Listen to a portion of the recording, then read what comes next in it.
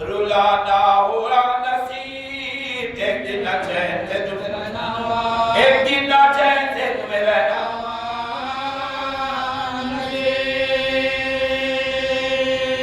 کیا کیا تھے دل میں آپ کے ارمان جوان تو امان جوان تو میری امان جوان، امان جوان تو میری امان جوان اے زمان نصیب مادرے مزدر اٹھو اٹھو آئے گا صبر اب مجھے کیوں کر اٹھو اٹھو اب تو برائے خالق اکبر اٹھو اٹھو سر بیٹھے آپ نے دکھتا سر بیٹھے آپ نے دکھتا محبوب کبریا کی دل و جان جوان تو امان جوان تو میری امان جوان، امان تو میری امان جوان بھائی حسین روتے ہیں اٹھ کر گلے لگا غم میں تمہارے پیٹے سر انہیں منا ان میں سے اپنے آخری ملتے ہوئے تو جا پھر ایک بار بیٹی کو اپنے دادا، پھر ایک بار بیٹی کو اپنے دادا سنا کیا سو رہے ہو تم کا میں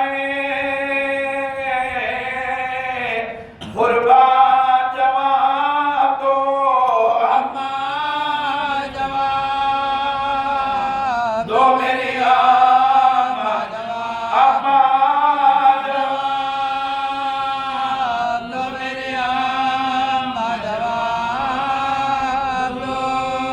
بابا سر پہ گریو زاری اٹھو اٹھو دیکھو تو سارے گھر کی تباہی اٹھو اٹھو تم کو قسم ہے حکیم ہے واری اٹھو اٹھو لو آ گئی تمہاری سواری لو آ گئی تمہاری سواری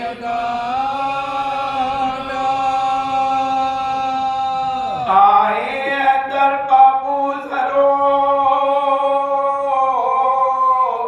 سرگا جوان تو امان جوان تو میری امان جوان، امان تو میری امان جوان دو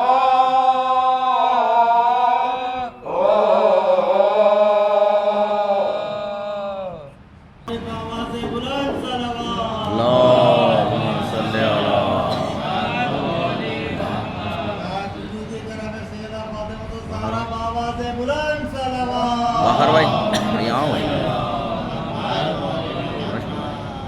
حضور جناب زینب سلام اللہ علیہا آواز بلند صلوات اللهم صل علی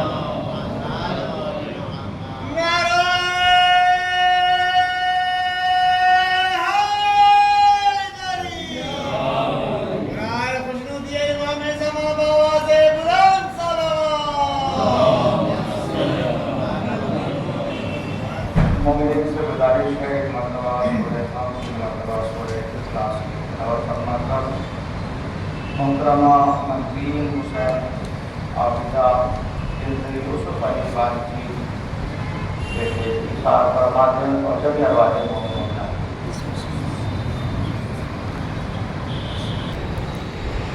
لا حول ولا قوة إلا بالله العلي العظيم أعوذ بالله السميع العليم من الشيطان الرجيم بسم الله الرحمن الرحيم الحمد لله رب العالمين والصلاة والسلام على أشرف الأنبياء والمرسلين القاسم محمد اللهم صل على محمد وعلى محمد ثم السلام على وسيله وزيره وعظيمه وخليفته والد شفيع الشفاعة قابل الخير وقصد قابل المرحمة تربي شان شفاعة وكثير ومن خلق أفضل من عبادة السفرين غالب على كل غالب مطلوب كل طالب من المؤمنين علي بن أبي طالب اللهم صل على محمد وعلى آله الطيبين الطاهرين المعصومين بسم الله الرحمن الرحيم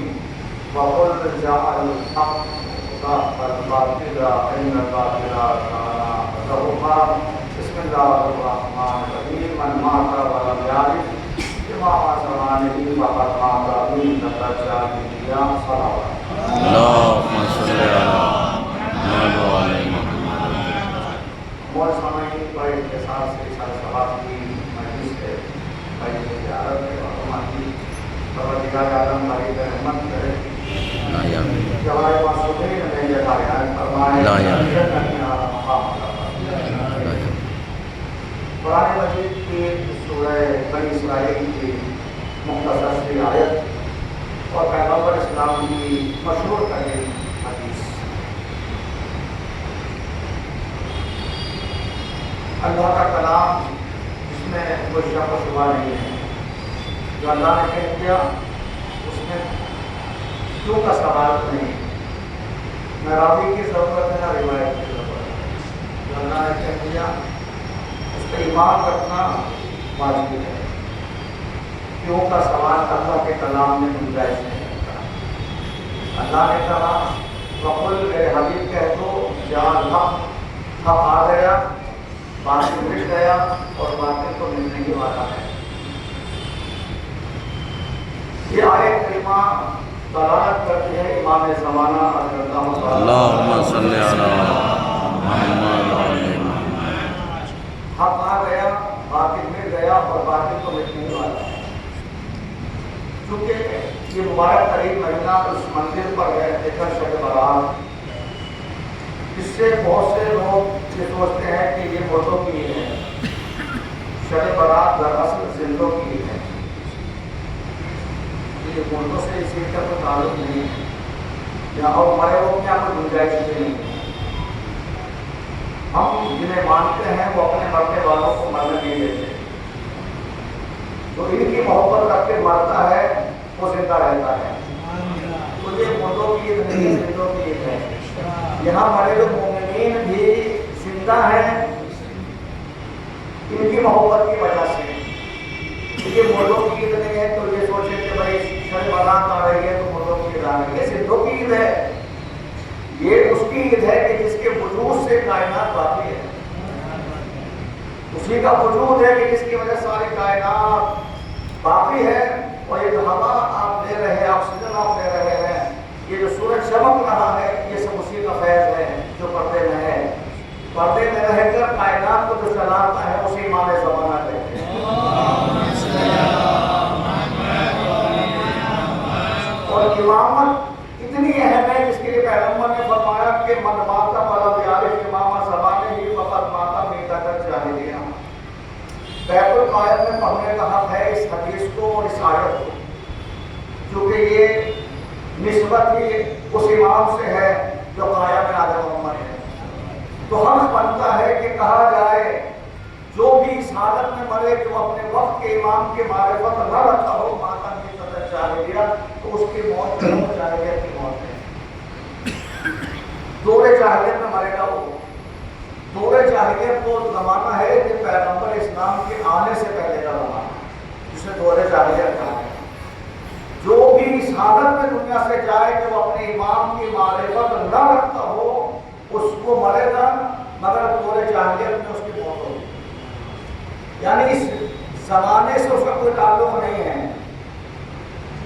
اتنا اہم ہے امامت کا وجود اور امامت کی معرفت، جسے لوگ اگنور کرتے ہیں، سوچتے ہیں کہ امامت کے بغیر زندگی ہو سکتی ہے.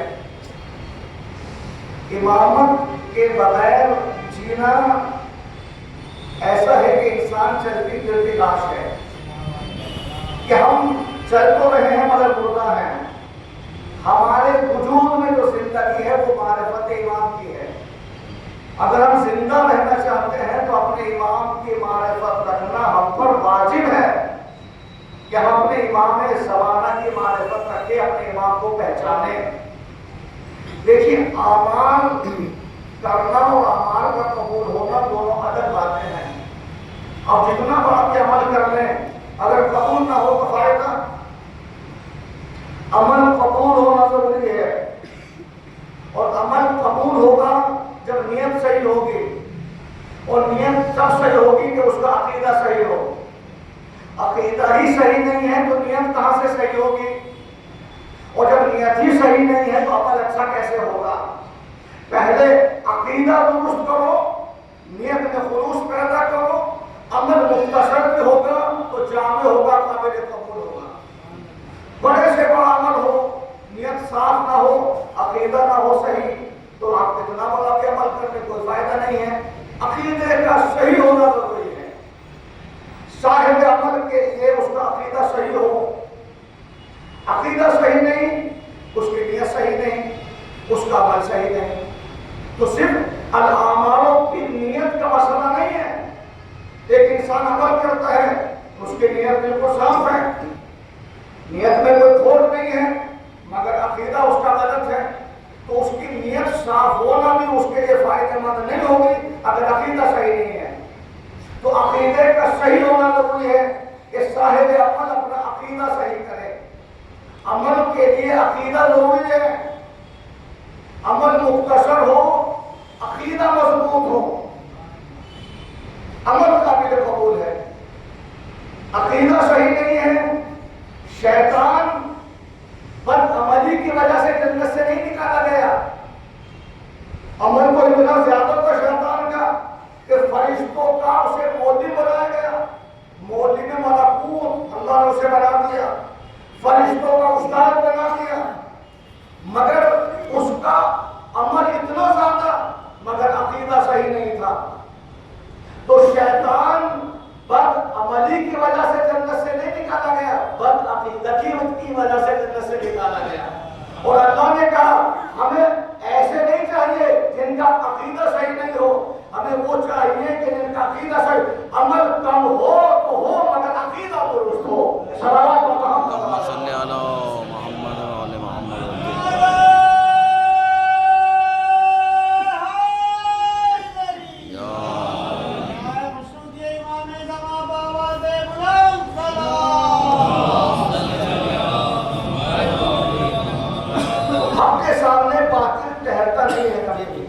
جب حق آ جاتا ہے تو باطل خود بخود فنا ہو جاتا، خود مل جاتا ہے. ادھر حق آیا ادھر باطل ختم ہو گیا. کتنا بھی بڑا باطل ہو مگر وہ حق کے سامنے کبھی ٹہرے گا نہیں.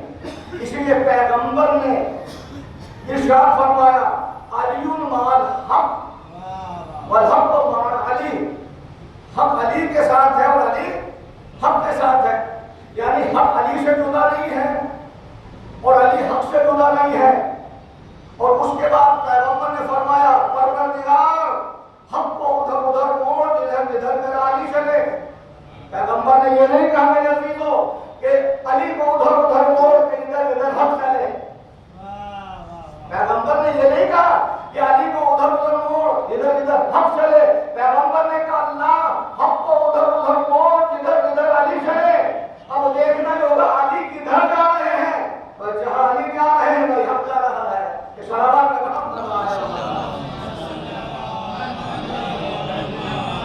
اس لیے باطل کبھی بھی علی کے ساتھ، چونکہ علی مجسم حق ہے.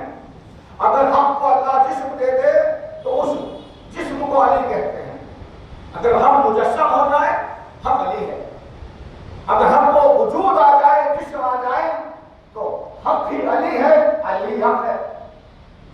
تو پیغمبر نے کہا اللہ حق ادھر دو جدھر میرا علی چلے. یہ نہیں کہا کہ اللہ علی کو ادھر دو جدھر حق جائے. نہیں، لوگ حق کو تلاش کرتے پھرتے. پیغمبر نے کہا علی حق ہے، جدھر میرا علی ہوگا وہی حق ہوگا. اس لیے پیغمبر نے کہا جب حق آ جاتا ہے تو واقعی مل جاتا ہے، کیونکہ اسے تو اتنا ہی ہے. حق کے سامنے باتیں کرنے والا نہیں ہو، چاہے وہ خیبر کا مرض ہو یا خندق کا ابن عبدالود ہو. جب حق میدان میں آ جاتا ہے تو پھر حق کے سامنے باتیں ٹھہرتا نہیں ہے. کتنی بڑی ظالم حکومت بھی ہو، ارے ان کے چاہنے والوں کے سامنے نہیں ٹکتی تو اہل بیت کے سامنے کیا دے گی. اشارات میں محمد علیہ وسلم. اس لیے معرفت امام ضروری ہے. اگر امام کی معرفت نہیں تو زندگی جینے کا کوئی مقصد نہیں. کیسے پہچانے اپنے امام کو، کیسے تلاش کرے اپنے امام کو، جبکہ وہ تو کہہ رہے ہیں ہم تمہاری شہرت سے بھی تم سے قریب ہیں. جو رب کٹنے کے بعد جان نکلتی ہے اس سے بھی زیادہ قریب ہمارے امام ہم سے ہیں. یعنی زندگی ختم ہو سکتی ہے مگر امامت کی آپ سے جدائی نہیں ہو سکتی. اتنا قریب ہے. یعنی جانے شہرت سے بھی زیادہ قریب ہمارا امام ہم سے ہے. تم جہاں بھی ہو وہاں امام تمہارے ساتھ ہے.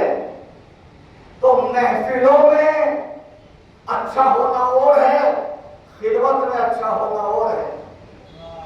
انسان کو محفلیں پاک مل جائیں الگ بات ہے، مگر جب تنہائی ہو تو وہاں پاک ہو تو وہ ہے. اپنے امام کو کبھی تنہائی میں دیکھو، محفلوں میں نہیں، تنہائی میں دیکھو، آنکھیں بند کر کے دیکھو. دل کی دھڑکنوں سے ایک ہی آواز آئے گی جب ارتکاب جرم پر ٹوک دیتا ہے ضمیر. دراصل یہ امام وقت کی آواز ہے. جب ہم جرم کرتے ہیں، خطا کرتے ہیں، دل سے ایک آواز آتی ہے یہ کام غلط ہے مت کرو. مگر اس نہ کرنے پر جو ٹوک رہا ہے، یہ جو آواز دل سے آ رہی ہے، یہ امام وقت کی آواز ہوتی ہے.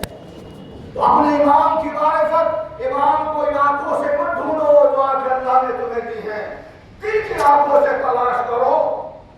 ایک صحابی ہے جس کا نام تاریخ نے نابینا کے طور پہ رکھا ہے، ابو بصیر. اسے کہا گیا نابینا، اور ابو بصیر کسے کہتے ہیں؟ دیکھنے والوں کا باپ. ابو بصیر کسے کہتے ہیں؟ بصارت بصیر ہے نابینا مگر نام کیا ہے؟ ابو بصیر. جو نہیں دیکھتا اہل بیت اسے کہتے ہیں ابو بصیر. جو دیوانہ پھرتا ہے اہل بیت کہتے ہیں اسے بہلول. کیوں؟ تاکہ دنیا کو سمجھ میں آئے جب ان کا دیوانہ ایسا ہے تو ان کا عقل مند کیسا ہوگا، جب ان کا وہ بصیر ایسا ہے تو پھر دیکھنے والا کیسا ہوگا. صلوات محمد اللہم صلی علی محمد وعلی محمد. دیکھیے آپ اور ہم سب بیٹھے ہیں اور کوئی ایسی ذات آ جائے کہ جس کو دیکھ کر کوئی بندہ کھڑا ہو، اٹھے اپنے مقام سے اور ہم سب حیرت سے تعجب سے دیکھیں تو بھائی کون ہے جس کی وجہ سے تعظیم کے لیے اٹھے. تو آپ کہیں گے کسی کو دیکھا ہے تو اٹھے ہیں. مگر ابو بصیر آنکھیں نہ ہونے پر جو لقب اور خطاب پائے ہیں، دیکھنے والوں کا باپ. جیسے بس میں امام آتے تھے ابو بصیر اپنے مقام سے اٹھ جاتے تھے تو لوگ کہتے تھے اے نابینا تو نے کیسے پہچانا؟ کہ تم آنکھیں رکھ کر نہیں پہچانتے ہو، ہم بغیر آنکھوں کے دیکھتے ہیں. امام نے فرمایا یا ابو بصیر اشارات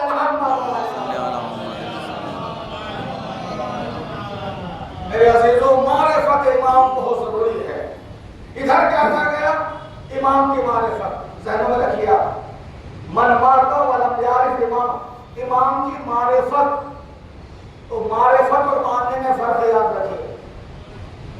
ہم تو امام کو مانتے ہیں، ہم بھی مانتے ہیں، ہم بھی مانتے ہیں. نہیں، ماننے کے لیے کہا ہی نہیں گیا ہے، معرفت کے لیے یہ کہا گیا ہے. جب معرفت ہوگی تو احترام ہوگا، عزت ہوگی، قدر ہوگی. ماننے سے عزت نہیں ہوگی، قدر نہیں ہوگی، اہمیت نہیں ہوگی.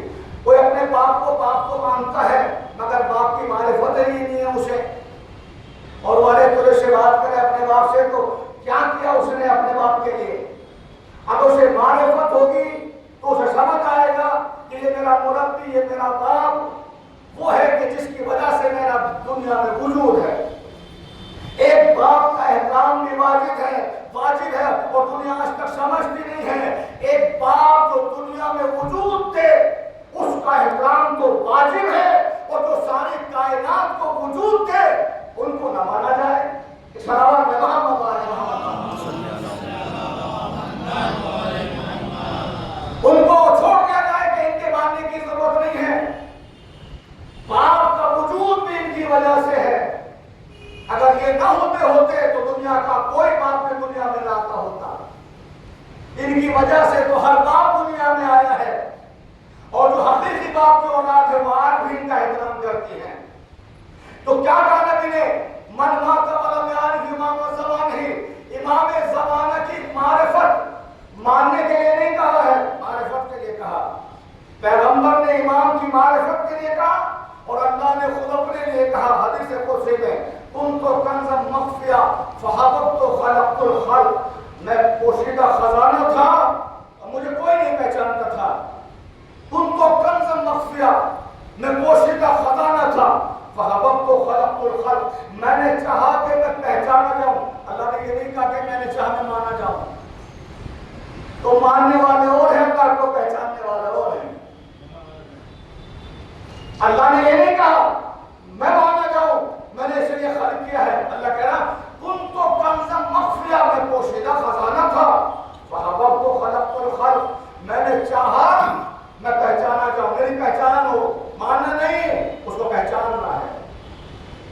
اگر معرفت توحید نہ ہوگی تو معرفت نبوت نہ ہوگی، معرفت نبوت نہ ہوگی تو معرفت امامت نہ ہوگی.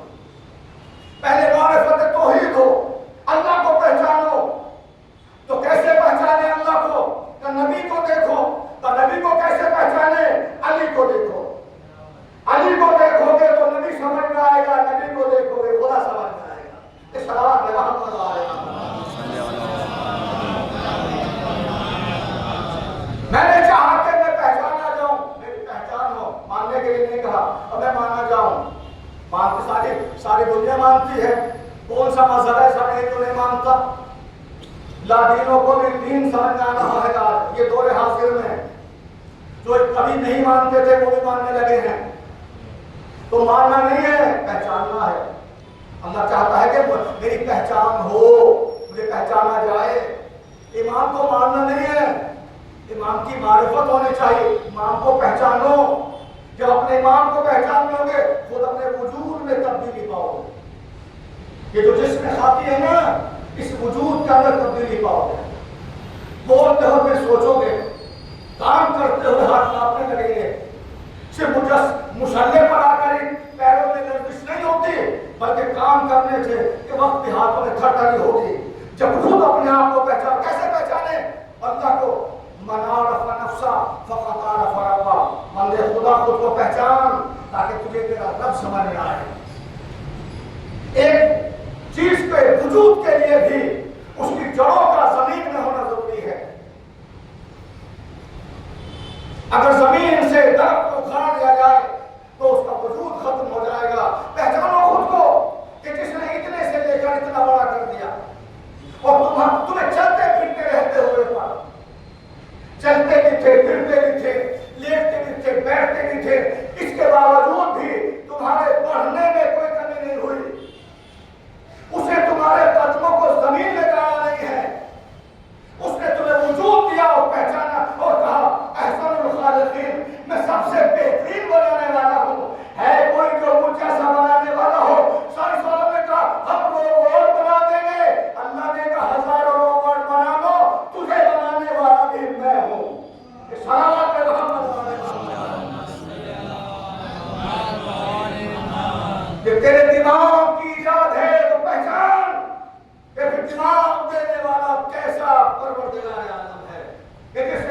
دماغ دیا ہے، صلاحیت دی ہے، قوت دی ہے، فکر دی ہے، گویائی دی ہے، وہ چاہتا تو ذہن سے، دماغ سے، شعور سے یہ تمام چیزوں کو ڈیلیٹ کرنے کی طاقت رکھتا ہے، مگر اس نے تمہیں یہ صلاحیت دے کے بتائی جب اس کا بنایا ہوا ایسا ہے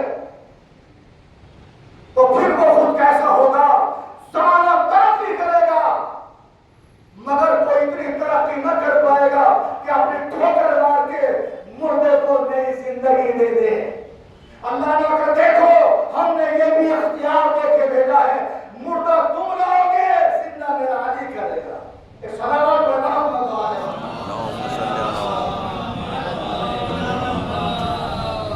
عمل بہت ضروری ہے اور یہ وقت عمل کا ہے، عمل کیجیے۔ اللہ سے چاہتے ہو کہ وہ ہمیں معاف کرے تو پھر خود معاف کرنے کا اپنے اندر مادہ پیدا کرو۔ ہم تو کسی کو معاف کرنے کی طاقت اور صلاحیت رکھتے نہیں ہیں، ہم نہیں معاف کریں گے، کیوں؟ اور اللہ سے چاہتے ہو کہ وہ معاف کر دے۔ ہم کسی کو نہیں دیں گے مگر اس سے مانتے ہو دینے کا نہیں ہے کسی کو۔ شب برات وہ رات ہے جس میں رزق کے دروازے کھول دیے جاتے، رزق کے دروازے، رزق اب کوئی بھوکا نہیں رہے گا، فرشتے آ کے کھٹکا مار کے دے کے جائیں گے دو رزق تمہارا۔ شب برات ہے نا، زندہ امام کی ولادت کی شب ہے، استغفار اور توبہ کرو۔ اللہ کہتا ہم نے توبہ کا دروازہ کھول دیا ہے۔ کوہ احد کے برابر میں اگر تمہارے گناہ ہیں کتنے؟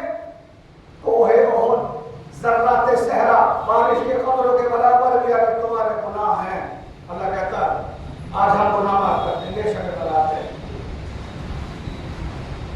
مانگو توبہ، ہم توبہ تمہاری قبول کرتے ہیں۔ رزق چاہتے ہو رزق مانگو، ہم رزق میں اضافہ کرتے ہیں۔ تم کسی کو معاف کرو، ہم تمہیں معاف کرتے ہیں۔ اگر تمہارا کوئی گنہگار ہے اسے معاف کرو، ہم تمہیں معاف کر دیں گے۔ تمہارا کتنا بڑا بھی گناہ ہو ہم تمہیں اس بات میں معاف کر دیں گے کہ تم نے ہماری کریمی کو دیکھا ہے اور اپنے گنہگار کو معاف کر دیا ہے، ہم بھی تمہیں معاف کر دیں گے۔ عبادت میں خلوص پیدا کرو، نیت کو پاک رکھو، صرف اس وقت تک نہیں جب تک عمل کر رہے ہیں۔ یا اللہ نہیں، جب باہر عمل کر کے آؤ تو بھی ایسے ہی رہو جیسے عمل کی جگہ پہ تھے، اندر حالت الگ باہر حالت الگ نہیں۔ جیسے مصلی عبادت پر ہیں باعمل بیٹھے ہوئے ہیں، یہی باعمل باہر بھی ہونی چاہیے، بازار میں بھی ہونی چاہیے، گھر میں آنے کے بعد بھی ہونی چاہیے، رشتہ داروں سے بھی ہونی چاہیے، عزیز و اقارب سے بھی ہونی چاہیے، برادران سے بھی ہونی چاہیے، برادر مومن سے بھی ہونی چاہیے، بس ایک ہی وقت کے لیے کہ جب تک ہم وہاں بیٹھے ہیں اب بس ہم مومن ہیں، نہیں، مومن ہر وقت مومن ہے، ہر جگہ مومن ہے، ہر حال میں مومن ہے۔ اس لیے پیغمبر نے حدیث فرمائی مومن بن کر جینا آسان ہے، مومن بن کر دنیا سے جانا مشکل ہے۔ اب ہمیں دنیا میں رہ کر مومن کا یہ لیبل پیشانی پر لگائی نہیں کرنا ہے۔ مومن ساری دنیا کافر کہے پھر بھی ہم مومن ہیں، کیوں؟ اس لیے کہ کل ایمان علی ہمارا ہے، کل ایمان علی ہمارا ہے، ہمارا امام ہے، وہ ہے کل ایمان۔ تو ساری دنیا بھی ہمیں کافر کہے کوئی فرق نہیں پڑتا، کافر وہ ہے جو علی کو نہیں مانتا، جو انکار ولایت علی ابن ابی طالب کرے، جو رسالت کا انکار کرے۔ مومن ہر حال میں مومن ہے، مومن کا رشتہ ایمانی رشتہ ہے جو ولایت سے جڑا ہوا ہے، اور ولایت وہ خزانہ ہے جو دنیاوی دولتوں سے خریدی نہیں جا سکتی۔ اگر آپ چاہیں کہ ولایت کو خرید لو تو ولایت نہ بکتی ہے نہ اس کا سودا ہوتا ہے، اسے خریدا نہیں جا سکتا ہے۔ ولایت وہ تحفہ ہے اللہ کی طرف سے، مرنے کے بعد قبر کے اندر جو سوال و جواب پر مومن بولتا ہے بذریعہ ولایت علی بولتا ہے، جی ولایت علی کے ذریعے بولتا ہے۔ اگر علی کی ولایت نہ ہو اور مر جائے تو پھر وہ گنگا ہو جاتا ہے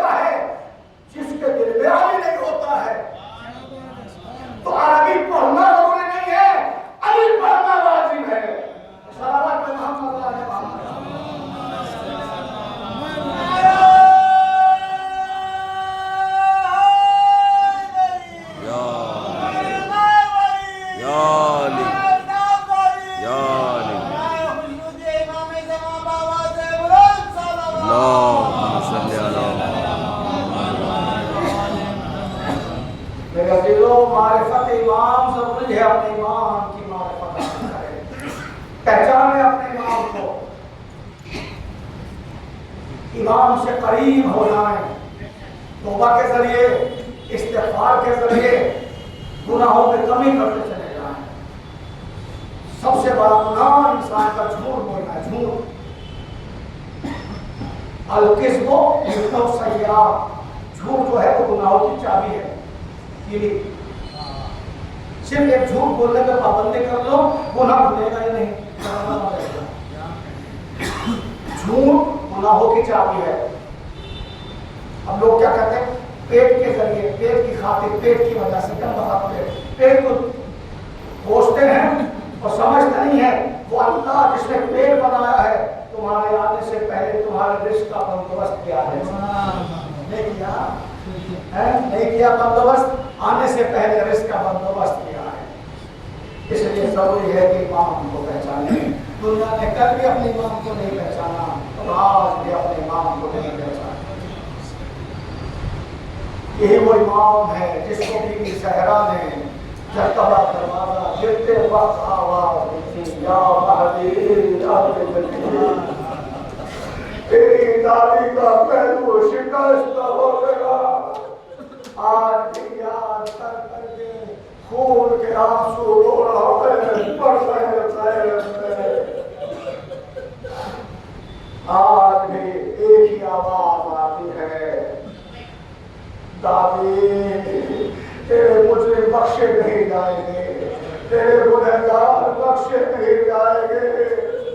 اس لیے اپنے امام کے ظہور کے لیے دعا کیا کرو، اللہ ہمارے امام کو ظہور جلد سے جلد ہو تاکہ قاتلان صحرا گرفت میں آئے اور ان کو سزا دی جائے جنہوں نے نبی کی نیکی کا پہلو شکست کر دیا۔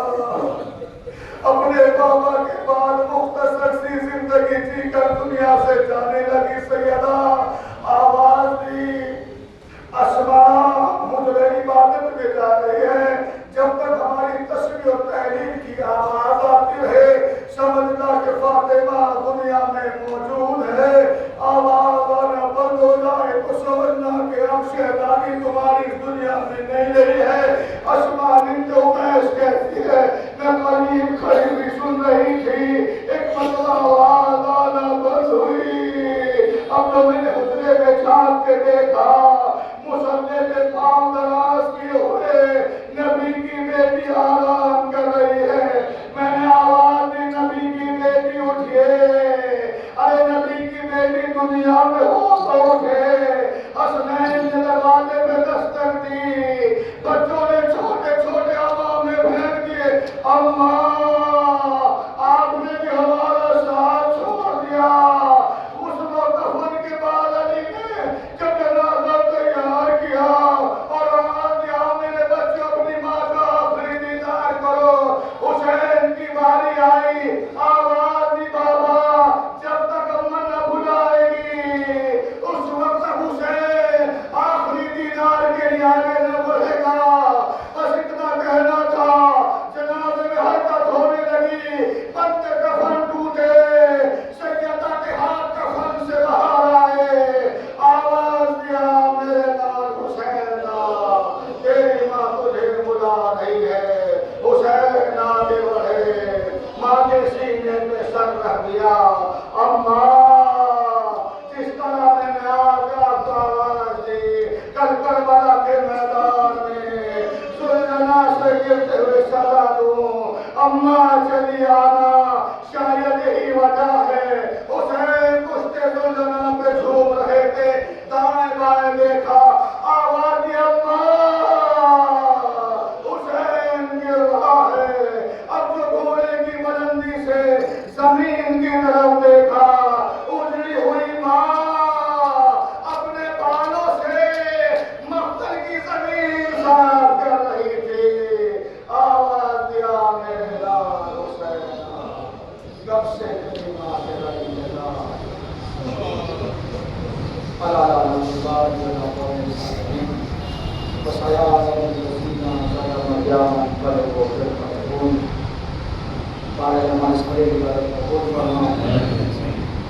مرحومہ کو دوائے معصومین میں لکھائے نام فرما، جنت کا مقام عطا فرما، تمام مومن مومنات کی مغفرت فرما، ہم سب کے دلوں میں کبیرہ صغیرہ کی مغفرت فرما، ہمارے امام کے ظہور میں تعجیل فرما، ہمارے امام کو ہم سب سے راز و خوشنود فرما، نیک عمل کرنے کی توفیق عطا فرما، امام زمان کے ظہور میں تعجیل فرما، ہم سب کو مولا کے نازمت پر شکر تمہیں سلائش مطلب سے ہم سے مطلب سے احتاج کی دعا فرما کر مرحومہ محترمہ مہدین حسین عابدہ بنت یوسف علی کی کے لیے وجہ عباسی السلام